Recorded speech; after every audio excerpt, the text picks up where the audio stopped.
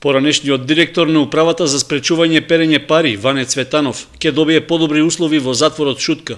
По препорака на народниот правобранител, управата на истражниот затвор Скопје прифатила да му обезбеди медицинска помош и друга просторија во која ќе биде сместен.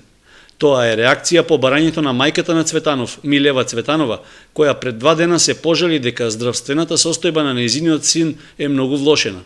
Народниот правобранител Иџет Мемети извршил контрола на целокупната документација и условите во кои е сместен Цветанов и дал препорака да му се направат специјалистички анализи во клиничката болница во Скопје.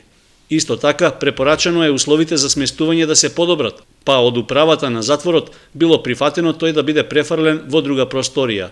Освен Цветанов и други лица кои биле таму ќе се префрлат во други простории се до подобрување на условите во затворот. Ване Цветанов 6 месеци е во притвор во истражниот затвор во Скопје. Тој е еден од обвинетите во аферата Шпион.